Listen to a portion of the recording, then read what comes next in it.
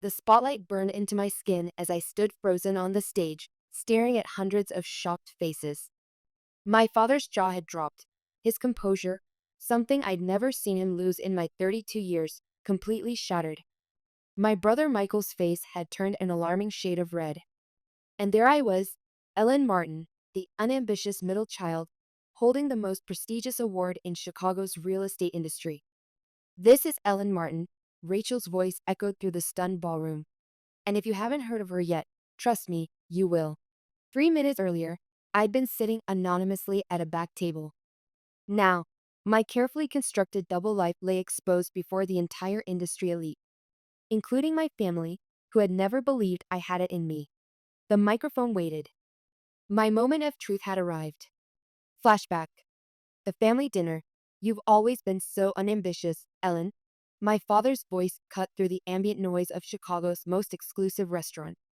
Warren Martin, owner of Martin Enterprises, one of the city's largest real estate empires, had a way of making even a celebratory dinner feel like a performance review. "Not everyone is cut out for the big leagues, and that's fine. But leave the real work to people like your brother." I carefully set down my fork, feeling the familiar trembling in my hands. The restaurant had been my father's choice. His company's 30th anniversary deserved someplace with proper tablecloths, he'd said. Crystal chandeliers hung overhead, waiters in tailored suits hovered nearby, and I sat wondering why I still subjected myself to these dinners. And yet somehow, I replied, meeting his eyes, "Except for you, Dad, my unambitious self is the only other person at this table with a consistent track record of success." Michael smirked, that same dismissive grin I'd seen my entire life.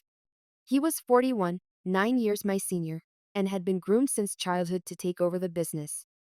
My father had built him up so thoroughly that Michael truly believed he deserved his position, despite the whispers throughout the industry about his reckless decisions. "Now, Ellen," my father chuckled, exchanging glances with Michael. "Let's not exaggerate. Success requires visibility. Leadership. You've always preferred to hide in the background." I could still remember the day my father took Michael to his first property acquisition at 12 years old, while I stayed home with my math tutor. "Business isn't about numbers," he told me. "It's about presence." A lesson my younger sister Charlotte had taken to heart, becoming the social butterfly who somehow transcended any expectation of actual contribution to the family business. Speaking of visibility, Charlotte chimed in, scrolling through her phone. "My brunch post got over 5,000 likes today. The restaurant's already called about a permanent influencer arrangement." My father nodded approvingly. Any subject was preferable to acknowledging my comment. The rest of the dinner passed in the usual blur, Michael boasting about a new property deal I knew was overpriced, my father beaming with pride, Charlotte's social media updates, and me, pushing food around my plate, wondering why I kept coming back for more disappointment. Flashback, the breaking point. "That location's a lost cause," Michael interrupted, not even letting me finish my second sentence. "We've already sunk too much into it. Let's move on." I stood at the head of the glass conference table, my carefully prepared presentation projected on the wall behind me. 30 pairs of eyes watched as my brother casually dismissed 3 weeks of my research. "I've actually found a way," I started again. My father waved his hand dismissively. "If Michael says it's not worth it, then it's not worth it. Next item." Just like that. Not even a courtesy moment to explain my proposal. I felt my face burning as the meeting continued around me, the other executives avoiding eye contact. This wasn't just another family dinner. This was a public humiliation in front of our entire management team. That property, a struggling mixed-use development in an emerging neighborhood, had potential no one else saw. I'd run the numbers, researched local market trends, identified the specific problems with its current setup, and developed a comprehensive remodeling plan that would have turned it from a liability into a flagship project. Hours later, I walked alone through a sudden spring downpour, my shoes splashing through puddles as rain mixed with the tears I'd been holding back all day. Water streamed down my face as a strange calm settled over me. I'd given them every chance. I'd earned top grades in school, graduated with honors from Northwestern's real estate program, worked my way through every department in the company. And still, they saw nothing in me. The rain soaked through my blazer as I made a decision. If they didn't want my expertise, I would build something they couldn't ignore. The first investment, the duplex looked worse in person than in the listing photos, which was saying something. Peeling paint, a sagging porch, water stains on the ceiling, it was exactly the kind of property my father would dismiss with a casual tear-down comment. But I could see what it could become. The neighborhood was changing, young professionals moving in, attracted by the proximity to public transportation and affordable prices. The bones were good, the layout functional, the problems largely cosmetic. It was all I could afford with my savings. My salary at Martin Enterprises was generous, but I'd never had my brother's expense account or my sister's brand collaboration income. This was entirely mine, a secret first step toward independence. Every weekend for 6 months, I worked on that duplex. I learned to replace fixtures, refinish hardwood floors, repair drywall. My hands grew calloused, my muscles ached, but every improvement filled me with a satisfaction I'd never known at my father's company. When I sold it a year later, the profit wasn't enormous, but it was mine. And more importantly, it proved my instincts were right. Meeting Rachel. "So you're the mysterious Ellen Martin," the woman said, extending her hand. "Sarah speaks highly of your investment instincts." Rachel Porter stood in the duplex's newly renovated kitchen, running her fingers along the quartz countertop I'd just installed. She was about my age, with a confidence that filled the room and sharp eyes that seemed to evaluate everything they saw. Our mutual friend Sarah had arranged the meeting after hearing both of us talk about real estate opportunities others were missing. I was cautious. This was my private project, separate from my family name. But I needed a partner with complementary skills if I wanted to grow. "I prefer working behind the scenes," I said carefully. Rachel smiled. "And I prefer being the face of things." Seems like we might balance each other out. There was something about her directness that put me at ease. Unlike the politics-filled interactions at Martin Enterprises, Rachel spoke plainly, asked intelligent questions about my renovation choices, and shared her own experiences navigating Chicago's real estate market as a woman with immigrant parents who had sacrificed everything for her education. "Why are you doing this on your own?" she asked finally, sitting at the kitchen island. The Martin name could open a lot of doors. I hesitated before answering. "Have you ever had your ideas dismissed so many times that you start to question your own judgment?" She nodded slowly. "More times than I cared to count. I needed to prove to myself that I was right, that I could succeed on my own terms." Rachel studied me for a long moment. "I think we could build something remarkable together, Ellen. Something that would make them all sit up and take notice." It was the first time anyone in the industry had recognized my potential so clearly. The beginning of a partnership that would change everything. Double life. "Ellen, when's the last time you even stepped foot in the office?" my father asked, swirling his bourbon at another family dinner. "For someone with shares in the company, you sure do a great job of making yourself invisible." Michael chuckled. "Not that anyone notices, of course. It's not like we're missing your valuable contributions. If only they knew."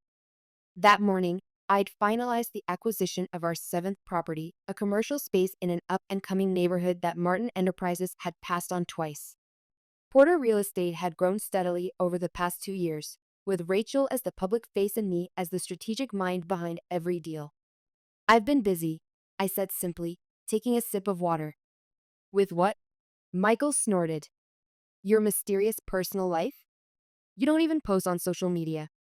Charlotte puts more effort into choosing brunch spots than you do into your career." I thought about our growing portfolio, the team of talented people we'd assembled who valued my insights, the investors who trusted our judgment. A strange sense of satisfaction washed over me. They had no idea that the irrelevant daughter was becoming one of their strongest competitors. My two worlds existed in perfect separation. At Martin Enterprises, I was the forgettable middle child who attended mandatory meetings and disappeared the rest of the time. At Porter Real Estate, I was the visionary who transformed overlooked properties into successes. Sometimes I wondered what would happen when these worlds inevitably collided. But as my father and brother continued belittling my absence, I realized I no longer feared that moment. Part of me was beginning to look forward to it. "The award night. You've earned this night, Ellen," Rachel insisted, holding up an elegant black dress. Your strategic vision is why we're finalists. Be there to see their faces when Porter Real Estate wins. I hesitated. Industry galas were my father's and brother's natural habitat, places to network, to be seen, to remind everyone of the Martin name. I preferred analyzing market trends and property valuations from the quiet of my office. They probably won't even notice me, I said, taking the dress reluctantly. Rachel gave me a knowing look. That's about to change.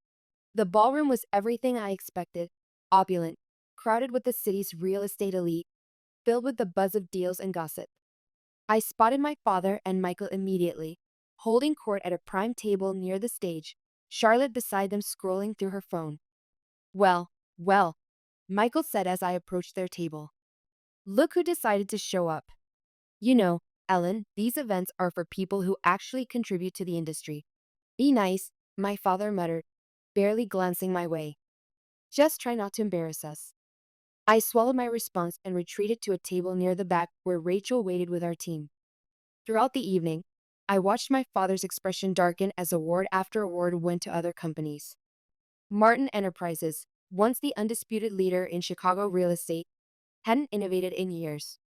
Then came the announcement that changed everything. And the final award of the night goes to the firm that has shown unparalleled innovation and excellence in the real estate sector. This year's winner is Porter Real Estate. Rachel squeezed my hand under the table before rising to accept the award, her composure perfect as always. My father and Michael exchanged confused glances. Porter Real Estate had been flying under their radar, too small to be considered real competition. Until tonight. Rachel's acceptance speech was gracious, thanking our team and partners. Then her tone shifted. This moment isn't just about me or even our team as a whole, she continued. It's about someone who has worked tirelessly behind the scenes, someone whose brilliance has been the driving force behind Porter Real Estate. My heart began to race. This wasn't part of our plan. Many of you may not know her name, but without her, we wouldn't be standing here tonight. The mind behind every deal we've closed, every risk we've taken, and every success we've earned is my partner and closest confidant, Ellen Martin. The silence was absolute before murmurs swept through the room.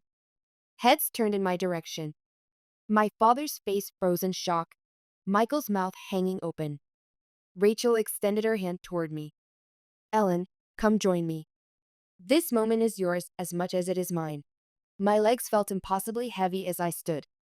The walk to the stage seemed to take forever, every eye in the room following my progress. I could feel my father and brother staring in disbelief as I climbed the stairs and stepped into the spotlight. Rachel handed me the award, her expression filled with pride. This is Ellen Martin, she announced, and if you haven't heard of her yet, trust me, you will. The confrontation. I didn't know, my father said quietly as we stood on the terrace outside the ballroom. The Chicago skyline glittered below us, the cool night air a relief after the intensity inside. I had no idea you were capable of all this. That's because you never bothered to find out, I replied, my voice steadier than I expected. You and Michael were so busy dismissing me that you never saw what I was doing. He gripped the railing, his knuckles white. My father had built his empire through sheer force of will, growing up in a working-class family where education was valued but connections were non-existent. He'd fought for every opportunity, bulldozing obstacles rather than navigating around them. That approach had worked for him, and he'd assumed it was the only way to succeed. I thought I was protecting you, he admitted after a long silence. From what? From failing. He turned to face me. This business is brutal, Ellen. I didn't think you had the killer instinct for it. I laughed softly. You confuse volume with effectiveness, Dad. I don't need to be the loudest voice in the room to be the most strategic one. He studied me with new eyes. No, he said finally. I suppose you don't. Doffer, my father arrived at my office exactly on time, his custom suit and leather briefcase projecting the same authority he'd wielded my entire life. But something was different, a subtle uncertainty in his bearing as he took in the modern space Rachel and I had designed. Rachel was already waiting in our conference room, poised and professional as always. I joined them, curious what would come next in this new chapter of our relationship.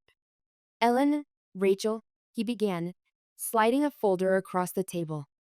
I've spoken with the board, and we're prepared to make an offer to acquire Porter Real Estate. We believe your expertise would be an invaluable addition to Martin Enterprises. Rachel raised an eyebrow, glancing at me. That's a generous offer, Mr. Martin, but I think Ellen should have the first word. I didn't need to see the numbers. The answer had formed in my mind the moment he walked in. No, I said simply. My father's brows furrowed. He wasn't used to immediate rejection. Ellen, at least consider. No, I repeated, calm but firm. I've worked too hard to build something that's mine. I'm not giving that up to return to a company where I spent years being overlooked. I'm free now, Dad. And I'm staying that way. The silence stretched between us. For once, he couldn't argue, couldn't dismiss, couldn't control. My success stood on its own merits, independent of his approval or protection. Finally, he nodded, closing the folder and standing. I underestimated you, Ellen, he said, his voice quieter than I'd ever heard it. I won't make that mistake again. As he left, Rachel smiled across the table. What's next? I thought about the property near the loop we'd been discussing, the expansion plans we'd drafted, the future we were building, not in reaction to my family's dismissal, but according to our own vision. Everything, I answered. And for the first time, I truly believed it.